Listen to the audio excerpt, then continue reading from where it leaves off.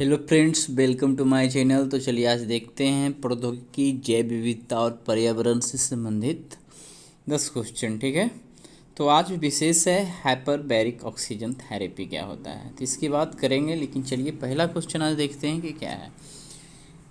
अमोलॉप्स सीजू के संदर्भ में निम्नलिखित कथनों पर विचार कीजिए। कर रहा है पहला ऑप्शन, यहाँ पे कथन है, मेघालय के दक्षिण गारो हिल्स में स्थित सिजू गुफा में कैस्कंड रेनिड मेढक की एक नई प्रजाति की खोज की है। भारत में तीसरी बार किसी गुफा से मेढक की प्रजाति की खोज की गई है। कैस्केड ऐसे मेढक होते हैं जो छोटे झरनों या प्रवाही पहाड़ी धराओं में रहते हैं। तो ध्यान देना है कि यहाँ पे तीसरी बार नहीं, दूसरी बार। ठीक है, दूसरी बार किसी गुफा से मेढक की खोज की गई। तो एक कथन गलत है, बाकी ये दोनों कथन सही है। ठीक है, तो यहाँ पे आंसर होगा केवल 2, ऑप्शन बी हो जाएगा। ठीक है, ऑप्शन बी यहाँ सही हो जाएगा। अमोलॉप्स सीजू चर्चा में क्यों कर रहा है। जूलॉजिकल सर्वे ऑफ इंडिया के शोधकर्ताओं ने मेघालय के दक्षिण गारो हिल्स में स्थित सीजू गुफा में कैस्कंड रेनिड मेढक की एक नई प्रजाति की खोज की है। इस नई प्रजाति का नाम अमोलॉप्स सीजू रखा गया है। प्रमुख बिंदु है कि भारत में दूसरी बार किसी गुफा से मेढक की प्रजाति की खोज की गई है। यह कैस्कंडेरेनिड प्रजाति की चौथी नई उपजाति है। वर्तमान में रेनिडे परिवार के अमोलॉप्स वंश में 70 से अधिक ज्ञात प्रजातियां पाई जाती है, जो मेढकों के सबसे बड़े समूह में से एक है। कैस्केड ऐसे मेढक होते हैं जो छोटे झरनों या प्रवाही पहाड़ी धराओं में रहते हैं।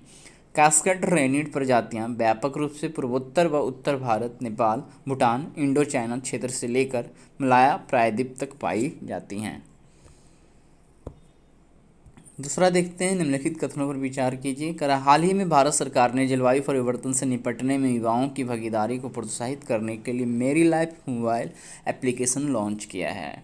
फिर है दूसरा, मिशन लाइफ को COP26 यानी COP26 के दौरान प्रधानमंत्री नरेंद्र मोदी द्वारा प्रस्तावित किया गया था। पर्यावरण, वन एवं जलवायु परिवर्तन मंत्रालय मिशन लाइफ के राष्ट्रीय स्तर के समन्वय व कार्यान्वयन के लिए नोडल मंत्रालय है। तो यहाँ पे ये तीनों कथन सही होगा, सभी तीनों कथन, ऑप्शन सी।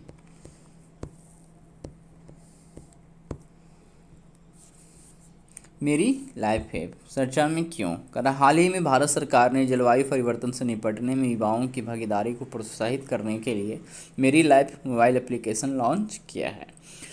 प्रमुख बिंदु इसमें क्या है। इसका उद्देश्य मिशन लाइफ, लाइफ का मतलब लाइफ स्टाइल फॉर इन्वायरमेंट के अनुरूप संसाधनों के अपव्यय के स्थान पर इसके सतत उपयोग को बढ़ावा देना है।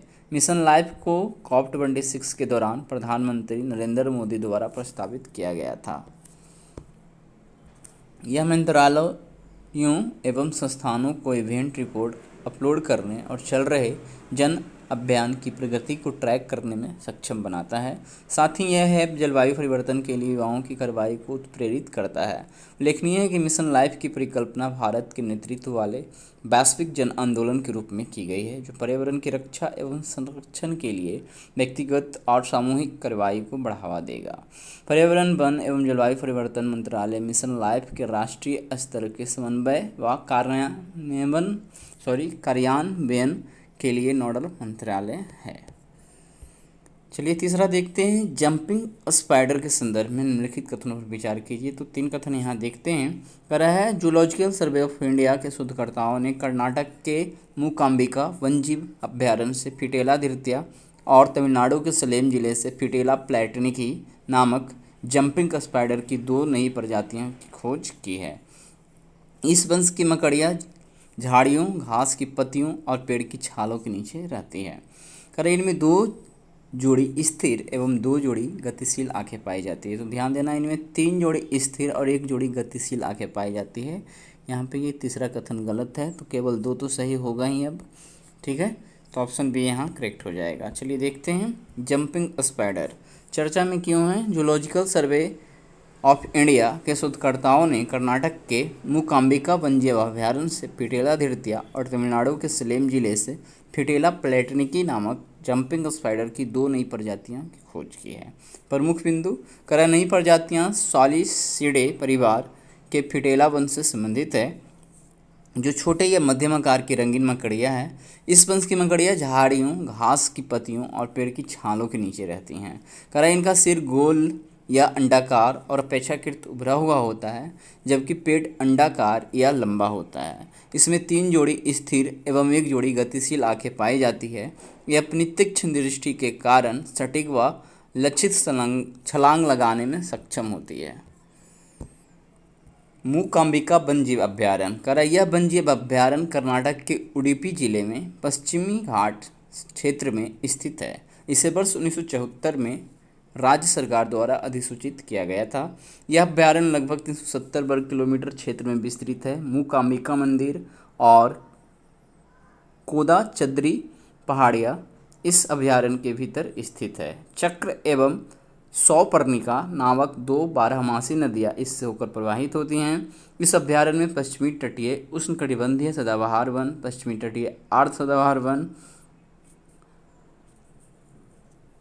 ये आर्द्र होगा, ठीक है, आई नहीं, आर्द्र पर्णपाती वन और शुष्क घास के मैदान, ठीक है, यहाँ पे आर्द्र घास के मैदान हैं। करा यहाँ 2 लुप्तप्राय प्रजातियाँ लॉयन टेल्ड मकाक और वेंत कछुआ पाई जाती है। करा हुआ शराबती घाटी वन्यजीव अभयारण्य के साथ अपनी उत्तर पश्चिम सीमा साझा करता है। आइए देखते हैं वूरा चपोरी वन्यजीव अभयारण्य के संदर्भ में निम्नलिखित कथनों पर विचार कीजिए। तो वूरा चपोरी वन्यजीव अभयारण्य असम के सोनितपुर जिले में ब्रह्मपुत्र नदी के दक्षिण तट पर स्थित है। करा जिसमें आर्द्र भूमि एवं नदी प्रणालियों द्वारा निर्मित आर्द्र जलोढ़ घास के मैदान, तटीय व अर्ध सदाबहार वन पाए जाते हैं। करा इस वन्यजीव अभयारण्य के भीतर स्थित आर्द्र भूमियाँ इसे ग्रीष्म में प्रवासी पक्षियों की कई प्रजातियों के लिए एक आदर्श प्रजनन स्थान बनाती हैं। ग्रीष्म नहीं होगा, शीतकाल होगा, ठीक है। तो ये एक गलत है और ढूंढना है कौन सा कथन गलत है। तो शायद इसका क्वेश्चन जो है हमने गलती सेट कर दिया है। ये कौन सा कथन सही है के अनुसार ऑप्शन आगे होगा, ठीक है ना। तो ये कर दो सही है, यहाँ गलत की जगह पे सही रखना है, ठीक है। वर्तमान में असम सरकार काजीरंगा से वूरा चपोरी वन्यजीव अभयारण्य के माध्यम से औरंग राष्ट्रीय उद्यान तक वन्यजीवों के लिए पारंपरिक मार्ग खोलने के उपायों पर विचार कर रही है। प्रमुख बिंदु क्या है? वूरा चपोरी वन्यजीव अभयारण्य असम के सोनितपुर जिलों में ब्रह्मपुत्र नदी के दक्षिण तट पर स्थित है। यह लाखों खोवा वूरा चपोरी पारितंत्र का एक हिस्सा है, जिसमें आर्द्र भूमि एवं नदी प्रणालियों द्वारा निर्मित आर्द्र जलोढ़ के घास के मैदान, तटीय व आर्द्र सदाबहार वन पाए जाते हैं। 44.06 वर्ग किलोमीटर के क्षेत्र में विस्तृत यह अभयारण्य एक सींग वाले गैंडे, वाघ, तेंदुआ, जंगली भैंस, हॉग, हिरन, जंगली सुअर, लुप्तप्राय Bengal florican, black necked stork, mallard, open bill stork, teal और व्हिस्लिंग डक का आवास है। इस वन्यजीव अभयारण्य के भीतर स्थित आर्द्र भूमियाँ इसे शीतकाल में प्रवासी पक्षियों की कई प्रजातियों के लिए एक आदर्श प्रजनन स्थान बनाती हैं। 25वां है हैमरहेड शार्क के संदर्भ में निम्नलिखित कथनों पर विचार कीजिए। तो यहाँ पे 3 कथन देखते हैं। हैमरहेड शार्क गहरे जल में गोता लगाने के दौरान बर्फीले ठंडे जल में जीवित रहने के लिए अपनी सांस को लंबे समय तक रोक सकती है। अपने शरीर में ठंडे पानी के प्रवेश से बचने के लिए शार्क अपने गलफरों को बंद कर लेती हैं। तीसरा है इसकी अधिकतम ज्ञात लंबाई 30 फीट है। तो इस प्रकार से यहाँ पे ऑप्शन 20 सही होगा। एक यहाँ पे 30 फीट नहीं 20 फीट है, ठीक है। बाकी 2 कथन सही है, तो ऑप्शन बी हो जाएगा। हैमरहेड शार्क चर्चा में क्यों? एक अध्ययन के अनुसार स्काईलैंड हैमरहेड शार्क गहरे समुद्र में शिकार करने के लिए सतह के 2500 फीट से अधिक नीचे गोता लगाते हुए अपने शरीर के तापमान को बनाए रखने में सक्षम है। हैमरहेड शार्क के बारे में हैमरहेड शार्क गहरे जल में गोता लगाने के दौरान बर्फीले ठंडे जल में जीवित रहने के लिए अपनी सांस को लंबे समय तक रोक सकती हैं। अपने शरीर में ठंडे पानी के प्रवेश से बचने के लिए शार्क अपने गलफड़ों को बंद कर लेती है। जीवित रहने के लिए इस तरह की प्रक्रिया का उपयोग पहली बार देखा गया है। हैमर हेड शार्क की एक प्रमुख विशेषता इसका चपटे हथौड़े या फावड़े के आकार का सिर है, जो इसे 360 डिग्री दृष्टि के साथ बेहतर शिकार क्षमता प्रदान करती है। हैमरहेड शार्क की 9 प्रजातियां हैं। सभी हैमरहेड प्रजातियों में ग्रेट हैमरहेड शार्क सबसे विशाल है। इसकी अधिकतम ज्ञात लंबाई जो है 20 फीट है, 30 फीट नहीं। यह व्यापक रूप से उष्णकटिबंधीय और समशीतोष्ण समुद्री जल में तटों के पास और महाद्वीपीय तल के ऊपर पाई जाती हैं। ये सर्दियों के दौरान यहाँ सर्दियों होगा, ठीक है। ये सर्दियों के दौरान भूमध्य रेखा की ओर तथा गर्मियों के दौरान ध्रुवीय क्षेत्र की ओर प्रवास करती हैं। पलक झील कहाँ स्थित है? मणिपुर, सिक्किम, असम। अच्छा, डबल सिक्किम हो गया यहाँ पे आंसर। मणिपुर या मिजोरम है लगता है, दिखते हैं। हाँ सॉरी, इसीलिए डबल हो गया, कोई बात नहीं है। यहाँ सिक्किम ना करके चौथा में कर देते हैं मिजोरम, ठीक है। और उसके अनुसार यहाँ पे ऑप्शन ए ना हो कि क्या होगा। चलिए, तो पलक झील मिजोरम में है। इसको थोड़ा सा डिस्क्रिप्शन देख सकते हैं। चर्चा में क्यों है? हाल ही में पलक झील के किनारे नेचर वॉक का आयोजन किया गया। पलक झील या पाला टीपू मिजोरम के सहा जिले में स्थित राज्य की सबसे बड़ी झील है। वर्ष 2021 में इसे संरक्षित रामसर साइट के रूप में नामित किया गया था। इसकी भौगोलिक स्थिति इंडो बर्मा जैव विविधता हॉटस्पॉट के अंतर्गत होने के कारण यह जानवरों और पौधे की प्रजातियों से समृद्ध है। यह झील पलक वन्यजीव अभयारण्य का हिस्सा है, जो दुर्लभ स्थानिक पक्षी प्रजातियों के साथ विभिन्न प्रकार के प्रवासी पक्षियों का आश्रय प्रदान करता है।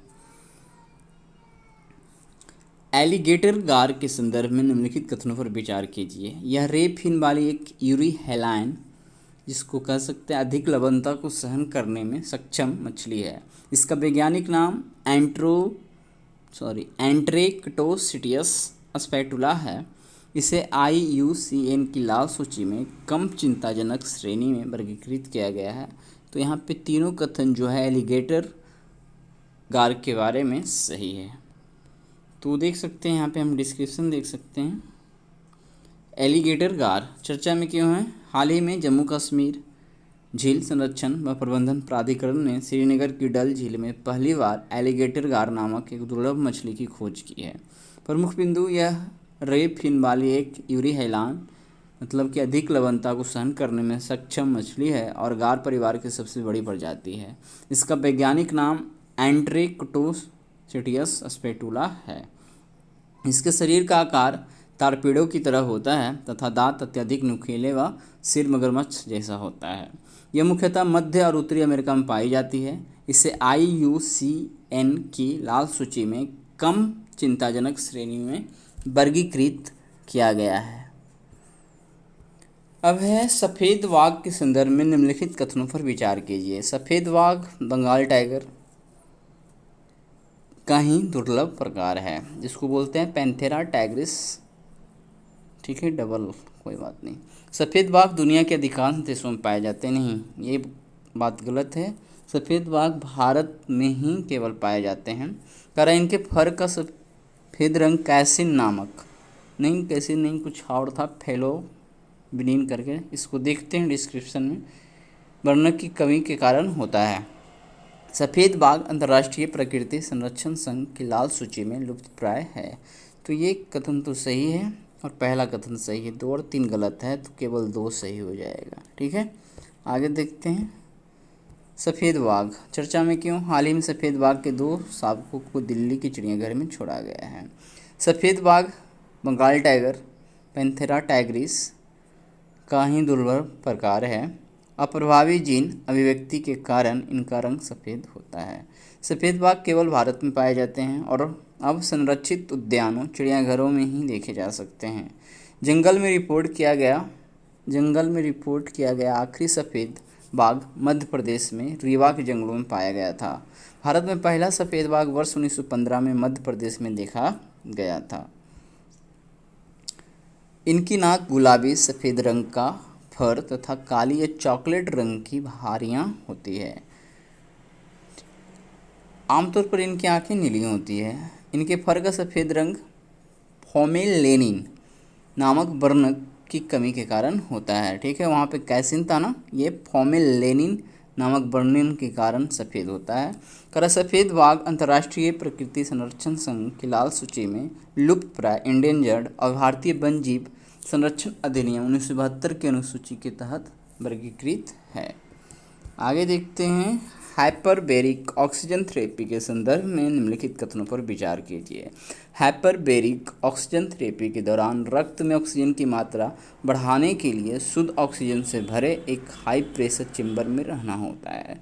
दूसरा है, ऑक्सीजन स्तर बढ़ाकर उपचार की गई यह पद्धति अमेरिका में 16वीं शताब्दी से मौजूद है। इससे घायल कोशिकाओं के उपचार और इनके पुनर्निर्माण, सूजन, दर्द एवं चोट को ठीक करने में मदद मिलती है। इस थेरेपी का सबसे सामान्य प्रभाव यानी साइड इफेक्ट क्या है? मिडिल ईयर वारोट्रामा उत्तक है और इसको बोलते हैं क्या? उत्तक क्षरण है। उपयुक्त में से कितने कथन सत्य है? तो कथन लगभग सब सही है, एक छोड़कर 1, 3, 4 सही है।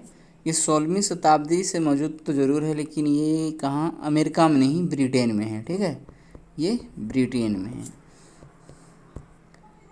हाइपर बेरिक ऑक्सीजन थेरेपी चर्चा में क्यों? हाल ही में हाइपर बेरिक ऑक्सीजन थेरेपी, जिसको शॉर्टकट में बोलते हैं HBOT, उपयोग करने वाला अनिल कपूर की एक तस्वीर सोशल मीडिया पर सुर्खियों में रही। हाइपरबेरिक ऑक्सीजन थेरेपी के बारे में। हाइपरबेरिक ऑक्सीजन थेरेपी के दौरान रक्त में ऑक्सीजन की मात्रा बढ़ाने के लिए शुद्ध ऑक्सीजन से भरे एक हाई प्रेशर चेंबर में रहना होता है। इस थेरेपी के दौरान चेंबर में एटमॉस्फेरिक प्रेशर बढ़ाया जाता है, जिससे रोगी के रक्त में ऑक्सीजन की मात्रा बढ़ जाती है। इसका उपयोग सावधानीपूर्वक करना चाहिए। प्रयोग क्या है कि ऑक्सीजन स्तर बढ़ाकर उपचार की यह पद्धति ब्रिटेन में 16वीं सदी से मौजूद है, किंतु इसका ज़्यादा उपयोग नहीं किया गया है। द्वितीय विश्व युद्ध के दौरान इस थेरेपी से गोताखोरों में डिप्रेशन की समस्या का उपचार किया गया। संभव उपचार करा इस थेरेपी में कार्बन मोनोऑक्साइड की विष सांद्रता, स्कूबा डाइविंग से होने वाले डीकम्प्रेशन यानी शरीर में नाइट्रोजन के बुलबुले बनना, गहरे घाव, गंभीर चोट व गैंग्रीन, मधुमेह एवं विकिरण से होने वाले घाव तथा श्रवण समस्याओं का उपचार किया जा सकता है। करें से घायल कोशिकाओं के उपचार और इनके पुनर्निर्माण, सूजन, दर्द एवं चोट को ठीक करने में मदद मिलती है। उपचार का तरीका। यदि ऑक्सीजन का स्तर ठीक रखा जाए तो ये थेरेपी कई गंभीर रोगों को ठीक कर सकती है। रक्त व शरीर की कोशिकाओं में रिएक्टिव ऑक्सीजन और नाइट्रोजन के बनने से ऑक्सीडेटिव स्ट्रेस होता है। शरीर में फ्री रेडिकल्स की संख्या का बढ़ना ऑक्सीडेटिव स्ट्रेस कहलाता है। यह शरीर के लिए हानिकारक स्थिति होती है। ठीक है, इस थेरेपी का नियंत्रित मात्रा में ऑक्सीडेटिव स्ट्रेस होने से शरीर की कोशिकाओं में कई ऐसी प्रक्रियाएं सक्रिय हो जाती है जो शरीर के लिए लाभदायक होती है। जोखिम। इस थेरेपी का सबसे सामान्य प्रतिप्रभाव या साइड इफेक्ट मिडिल ईयर बारोटर्मा उत्तक क्षरण है। हाइपरबेरिक चेंबर में कानों पर दबाव पड़ सकता है और व्यक्ति को इस बढ़े हुए दबाव के साथ संतुलन बनाना पड़ता है। लापरवाही की स्थिति में कान का पर्दा फट सकता है। हालांकि यह गंभीर समस्या नहीं है तथा सही प्रशिक्षण व चिकित्सा स्टाफ की निगरानी में इससे बचा जा सकता है। इस थेरेपी के कुछ दुर्लभ साइड इफेक्ट्स साइनस या पल्मोनरी बारोट्रामा, ऑक्सीजन विषाक्तता, निकट दृष्टि दोष, दौरे पड़ना एवं डिकम्प्रेशन हैं। तीसरा है, निम्नलिखित में कौन सा गैस न्यूरोटॉक्सिक है? Methane, hydrogen sulphide, carbon monoxide, carbon dioxide. उपयुक्त में से कितने कथन सत्य है? केवल एक, केवल दो, केवल तीन, के सभी चार। तो न्यूरोटॉक्सिक यहाँ पे चारों गैस है। तो चलिए डिटेल में देखते हैं कि आखिर होता क्या है। न्यूरोटॉक्सिन चर्चा में क्यों? गैस रिसाव के कारण पंजाब के लुधियाना में 11 लोगों की मौत हो गई। राष्ट्रीय आपदा प्रतिक्रिया बल के वायु गुणवत्ता सेंसर के अनुसार ये मौतें हाइड्रोजन सल्फाइड गैस के उच्च स्तर के कारण हुई। न्यूरोटॉक्सिन के बारे में, न्यूरोटॉक्सिन जहरीले पदार्थ होते हैं जो सीधे तंत्र को प्रभावित करते हैं। प्राकृतिक या मानव निर्मित विषाक्त पदार्थ के संपर्क में आने से तंत्र की समान गतिविधि प्रभावित होती है। ये पदार्थ अंततः न्यूरॉन्स या तंत्रिका कोशिकाओं में बाधा पैदा कर सकते हैं या उनको मार सकते हैं, जो मस्तिष्क और तंत्रिका तंत्र में संकेतों के प्रसारण व संसाधन के लिए महत्वपूर्ण है। ये सीधे, ठीक है, शरीर के श्वसन पथ पर हमला करते हैं, जिससे शरीर की ऑक्सीजन सांद्रता और फिर तंत्रिका तंत्र पर प्रभाव पड़ता है।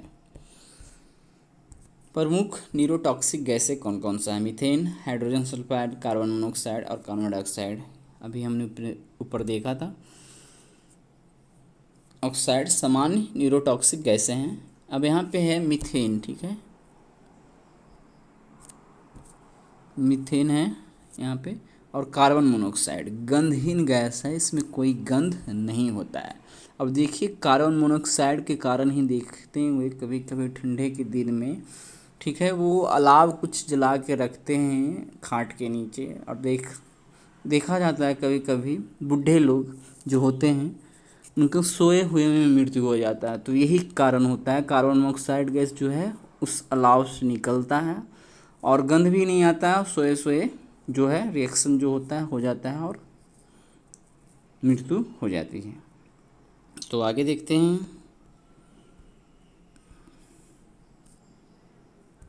हाइड्रोजन सल्फाइड के बारे में देखते हैं। हाइड्रोजन सल्फाइड एक रंगहीन कैल्कोजन हाइड्राइड गैस है, जिसमें सड़े हुए अंडे जैसी तीक्ष्ण गंध होती है। यह अत्यधिक संरक्षारक, ज्वलनशील एवं जहरीली गैस है तथा एक शक्तिशाली न्यूरोटॉक्सिन भी है। यह गैस ऑक्सीजन की अनुपस्थिति में कार्बनिक पदार्थों के सूक्ष्मजीवीय अपघटन के कारण बनती है। इस गैस का उपयोग मुख्यतः टेक्सटाइल उद्योग तथा कुछ अन्य औद्योगिक क्षेत्रों में किया जाता है।